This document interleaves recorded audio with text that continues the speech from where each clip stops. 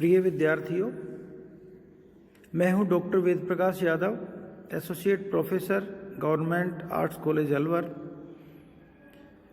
आपके लिए आज के ऑनलाइन व्याख्यान में राजस्थान के भूगोल से संबंधित बीए पार्ट प्रथम के विद्यार्थियों के लिए सीमेंट उद्योग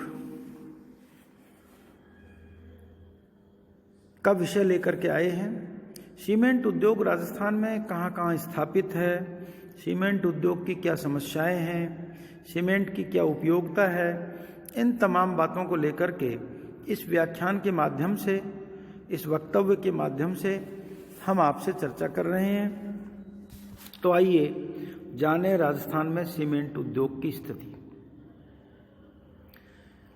सीमेंट उद्योग यदि वर्तमान में देखें तो यदि कहीं भी हमें पक्का निर्माण कार्य करना है तो वह पक्का निर्माण कार्य बिना सीमेंट के संभव नहीं है।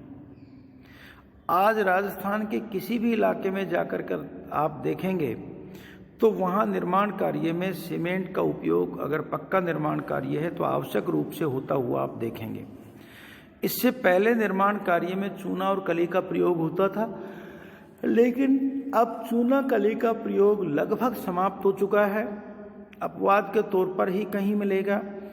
केवल और केवल सीमेंट, चाहे वो पत्थर की चिनाई है, चाहे वो ईंट के द्वारा है, चाहे सीमेंट के ब्लॉक्स के द्वारा चिनाई की जा रही है, लेकिन उसमें सीमेंट का इस्तेमाल होता है।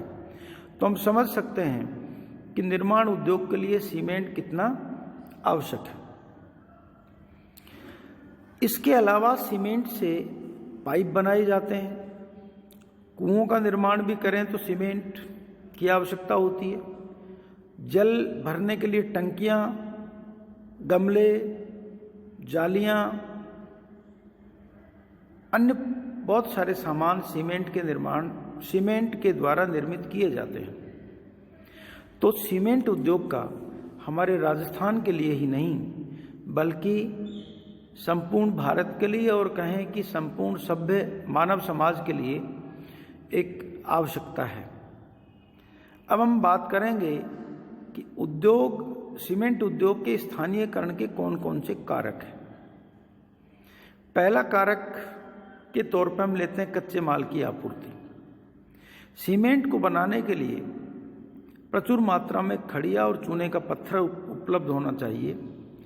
राजस्थान इस दृष्टि से बहुत ही भाग्यवान राज्य है, बहुत धनी राज्य है, क्योंकि यहाँ पर ये चूना पत्थर, जिप्सम बड़ी मात्रा में मिलता है और इसके कारण से कच्चा माल आसानी से उपलब्ध होने के कारण सीमेंट उद्योग के विकसित होने में यहाँ कोई दिक्कत नहीं है। दूसरा, शक्ति के साधनों की उपलब्धता है। यह भी आवश्यक है इस उद्योग के लिए। बिना शक्ति के साधनों के सीमेंट उद्योग की कल्पना भी नहीं की जा सकती।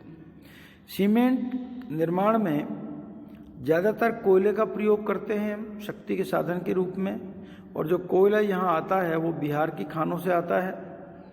इसलिए शक्ति का साधन राजस्थान का अपना नहीं होने के कारण ये एक दिक्कत है, एक यहाँ के सीमेंट उद्योग को परेशानी है कि बाहर से लंबी दूरी से ढोकर के कोयला आता है, उसकी परिवहन लागत अधिक हो जाती है, जिससे सीमेंट उद्योग एक समस्या का सामना करता है। तीसरी बात है, यहाँ पर सस्ता और कुशल श्रमिक आवश्यक है। सीमेंट के उत्पादन के लिए सस्ता और जो कुशल श्रमिक है उसकी बहुत ज़रूरत होती है।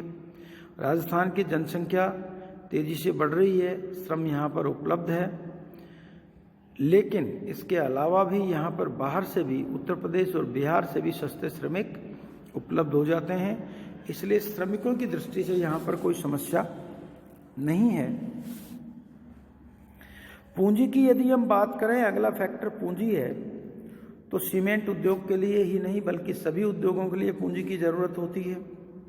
राज्य सरकार भी ऋण देकर के जो हमारे उद्योगपति हैं उनको ऋण उपलब्ध करवाती है और कारखानों को लगाने के लिए प्रोत्साहन देती है। सीमेंट उद्योग के लिए भी सरकार के द्वारा ऋण प्राप्त होता है और कुछ धन, कुछ पूंजी जो उद्योगपति हैं वो स्वयं लगा लेते हैं। तो इसका बहुत बड़ा अभाव यहाँ पर नहीं है।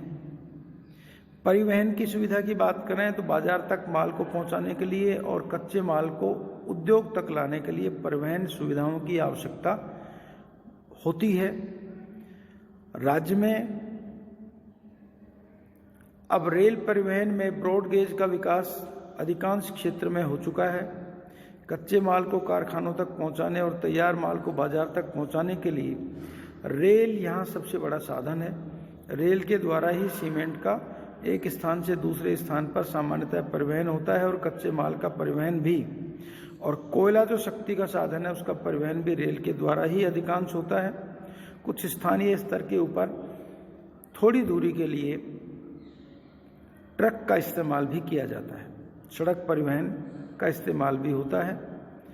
तो ये एक राजस्थान में वर्तमान में ठीक ठीक स्थिति परिवहन मार्गों की हो गई है। यद्यपि पहले ऐसा नहीं था, बहुत कम परिवहन मार्ग थे, तो पहले ज़्यादा समस्या थी, लेकिन अब उतनी समस्या नहीं रही। सरकारी नीति और संरक्षण भी किसी उद्योग को प्रभावित करता है। राजस्थान में सीमेंट उद्योग के संदर्भ में यदि बात करते हैं तो सरकार निर्माण कार्यों को प्राथमिकता प्रदान कर रही है। ये सीमेंट उद्योग को बढ़ाने का ही एक तरह से कदम है। केंद्र सरकार ने गृह निर्माण को प्रोत्साहन देने के लिए आयकर में भी छूट दे रखी है।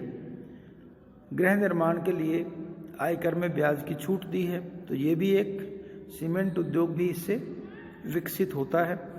राज्य सरकार भी कर्मचारियों को गृह निर्माण के लिए ऋण की सुविधा भी उपलब्ध करवा रही है, जिससे जल्दी से जल्दी कर्मचारी अपना घर बना ले, और जब घर बनाएगा तो सीमेंट का उसको आवश्यकता होगी, और सीमेंट की आवश्यकता होगी तो उत्पादन भी अधिक हो पाएगा।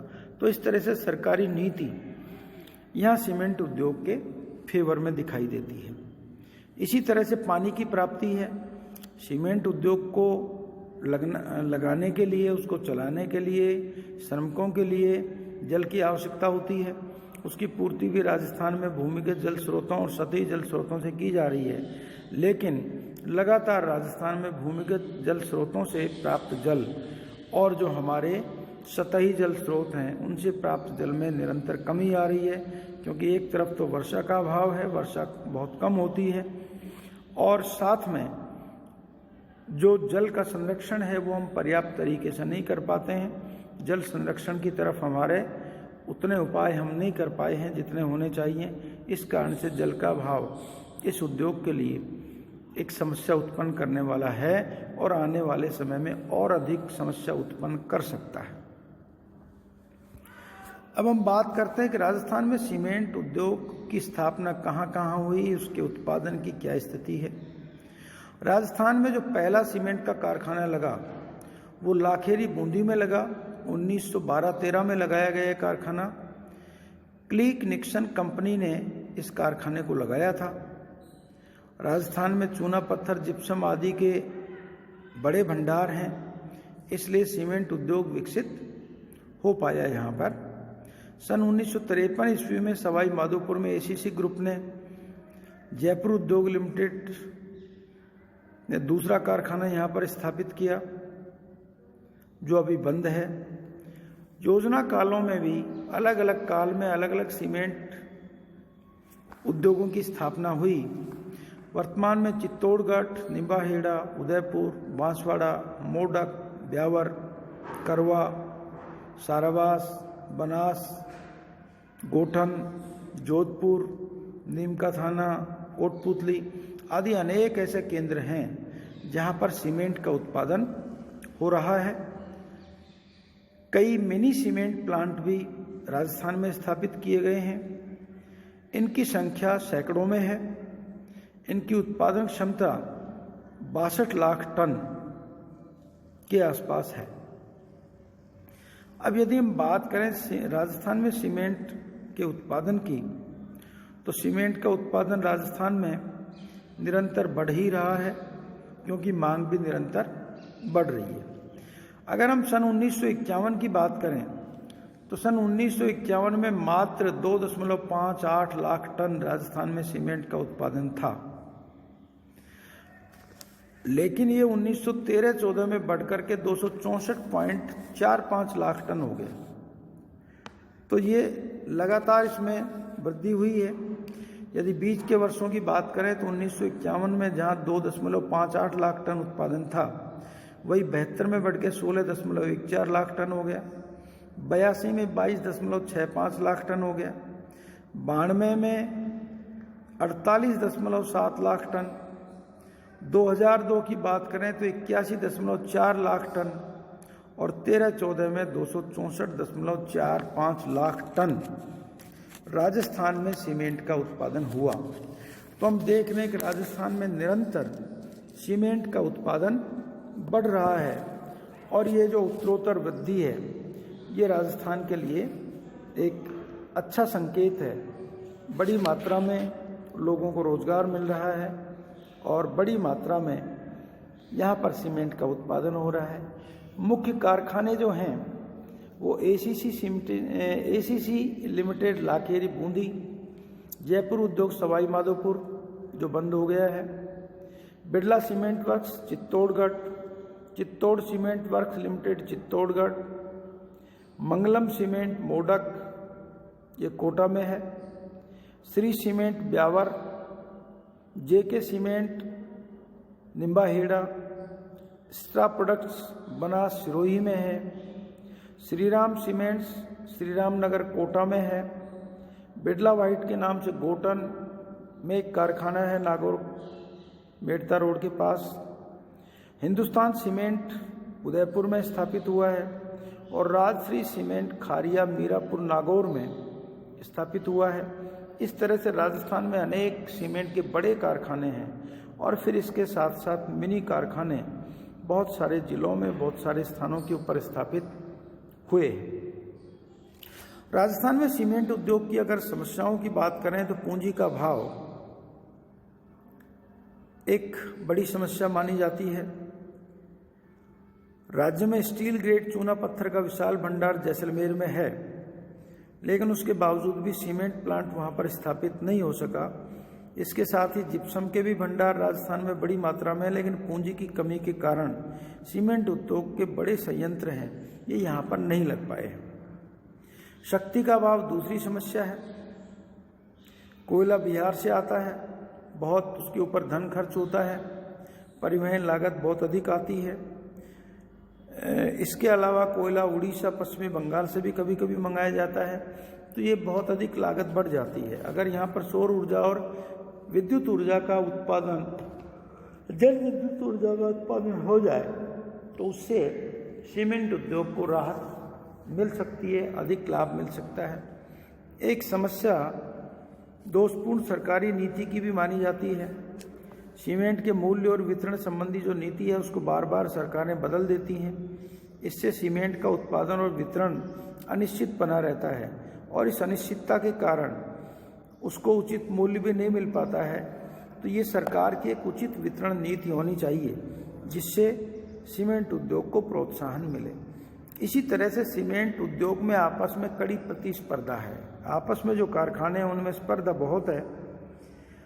बिनानी सीमेंट ने सन 1999-2000 में 16.47 लाख टन सीमेंट बिक्री कर एक नया कीर्तिमान स्थापित कर लिया, क्योंकि दूसरे सीमेंट कारखानों की तुलना में इसके यहाँ इन्होंने अपनी कार्यकुशलता को बढ़ाया, प्रबंधन को अधिक सजग किया और अपना जो तकनीकी नेटवर्क है इन सबको इसने ध्यान रखा, जिससे सीमेंट की गुणवत्ता भी बढ़ी और सीमेंट का इनका उत्पादन और विक्रय भी बढ़ा।